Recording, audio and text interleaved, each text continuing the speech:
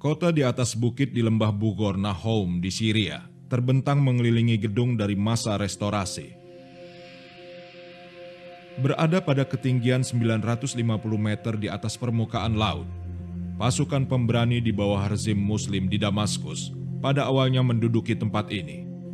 Kemudian jatuh ke tangan pasukan perang salib dari negara Eropa sebelum diambil alih oleh Raja Zakir Baibar pada tahun 1271. Pagar yang ada di benteng ini dibangun oleh pasukan perang salib, sementara perluasan yang dipimpin oleh Raja Jahir berada di luar. Sistem irigasi pada waktu itu nampaknya menggunakan metode yang dimiliki oleh peradaban sebelumnya.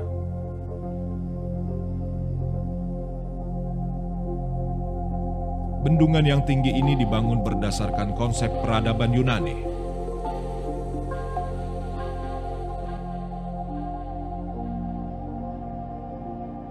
Cara pembekalan air yang digunakan oleh jurutera Rom atau jurutera Yunani menggunakan sumber air yang lebih tinggi, iaitu daripada bukit, dan dihantar melalui saluran yang digelar aqueduct yang menurun cerun, dan oleh kerana itu dapatlah dia memancurkan air di istana atau kota yang lebih rendah daripada sumber air. Aliran air dari puncak bukit menghasilkan air dalam jumlah banyak hingga mampu mencukupi kebutuhan penduduk yang pada waktu itu tinggal di sini.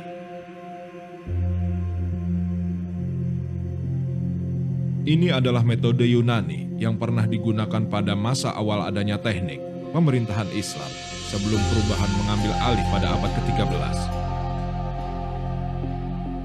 Perubahan ini memberi manfaat bagi seluruh kota di mana-mana.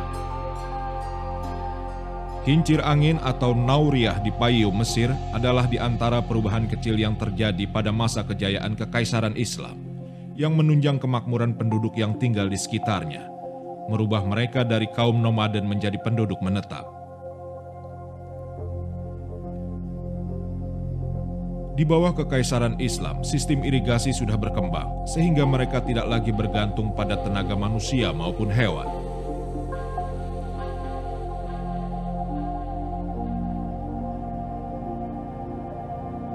Mekanisme alat ini menyebabkan terciptanya istilah baru, otomata atau otomatis, yang artinya bisa beroperasi sendiri dengan bantuan alam.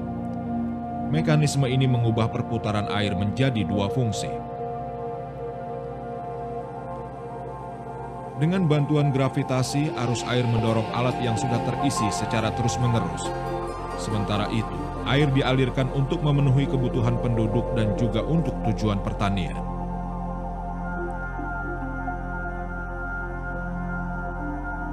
Penduduk di sini melanjutkan perkembangan metode irigasi tradisional untuk memenuhi kebutuhan air bagi tanaman mereka, walau pompa listrik sebagai alternatif sudah digunakan secara luas di seluruh dunia.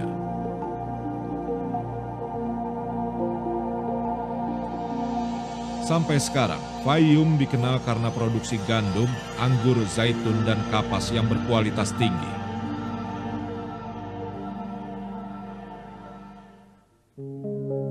Sejak modernisasi teknik pengolahan air, sumber air dari hulu mulai digunakan untuk tujuan pengairan yang lebih luas. Awalnya sedikit, sekarang dibutuhkan lebih banyak. 4 buah Nauriyah yang terdiri dari berbagai ukuran di Hamar, Syria, dioperasikan untuk menyalurkan air dari dataran rendah sampai ke kaki bukit di sekitarnya. Air bisa mengalir sampai ke dataran tinggi karena tinggi peralatannya melebihi 2 bangunan bersejarah. Walaupun Hamar adalah daerah gurun, dengan pemupukan dan suplai air dari irigasi ini telah membuatnya menjadi daerah pertanian aktif, menghasilkan sayuran tertentu untuk keperluan masyarakatnya.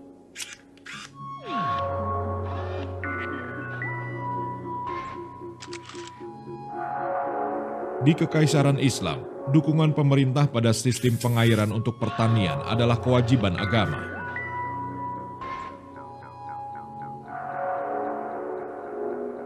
Perencanaan kota pada masa Kekaisaran Islam sangat mementingkan pembangunan masjid, sekolah, dan rumah sakit di dekat sungai, karena ini adalah tempat berkumpulnya masyarakat. Dengan terciptanya Nauriah yang dikendalikan oleh air, tempat ini telah memenuhi kebutuhan pokoknya.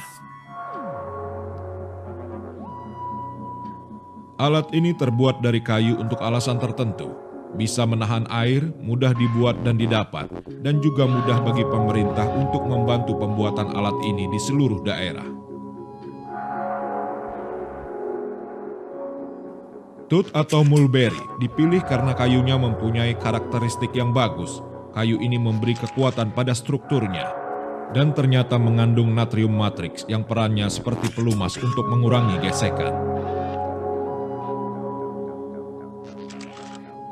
Itulah sebabnya Kafi lebih tahan lama daripada yang kecil dan Nauriah.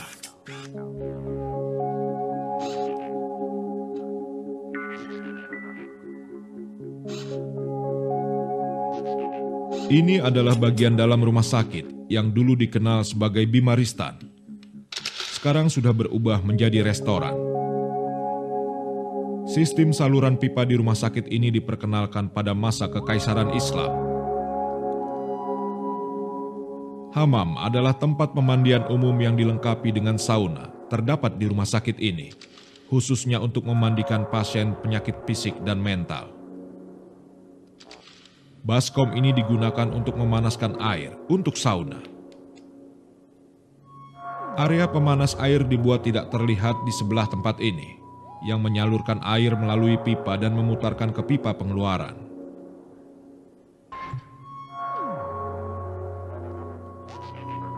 Insinyur dari Kekaisaran Islam muncul dengan sistem yang lebih rumit dan merencanakan untuk membuat sistem irigasi di tengah kota yang tersibuk, terletak jauh dari sumber air.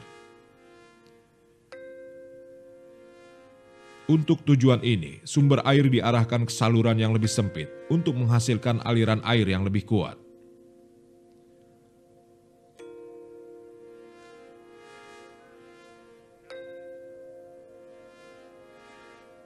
Air juga tersedia di kota melalui saluran bawah tanah yang dibangun tidak terlihat.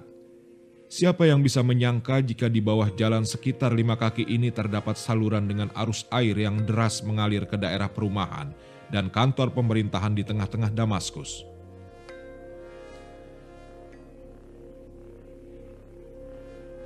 Tanpa pasokan air, mereka tetap membangun pipa pemancar air. Itulah sebabnya lantai 2 gedung pemerintahan era Mamluk ini dibangun 300 tahun yang lalu.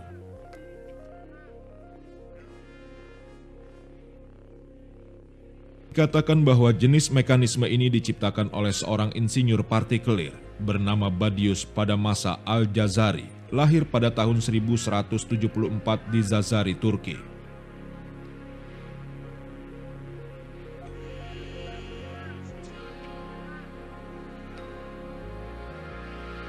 Buku Fi Ma'rifat Al-Hayya Al-Handasiyah, yang artinya buku tentang alat-alat teknik, adalah dokumen bukti pertama tentang penggunaan engkol, piston, dan poros pada mesin penyaluran air.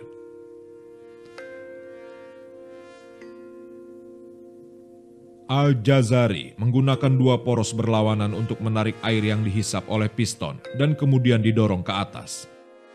Dengan menggunakan sistem ini, ya, kita dapati banyak istana dan kota Islam ini dapat dibekalkan air walaupun dari sumber yang lebih rendah. Al-Jazari menggunakan engkol dan kita lihat penggunaan engkol ini pertama kali dalam pump piston 2 hala yang menggunakan gear dan engkol.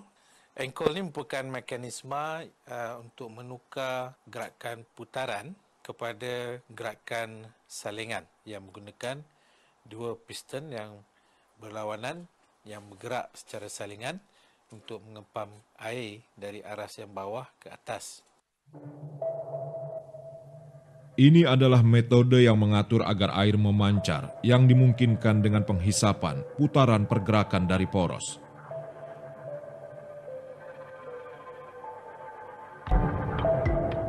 Metode ini menjadi pelopor terciptanya mesin uap di Eropa.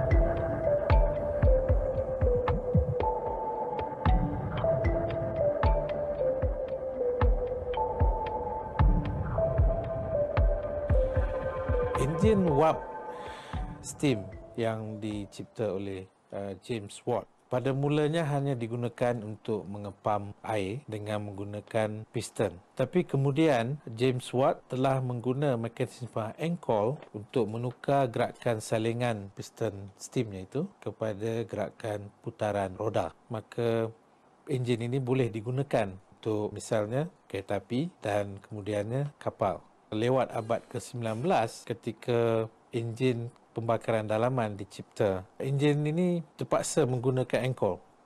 Dan ini merupakan alat yang mempunyai kesan yang besar terhadap perkembangan kejuruteraan zaman moden. Ya, terutama dalam perkembangan enjin steam dan juga enjin kebakaran dalaman yang kita guna setiap hari dalam kereta kita.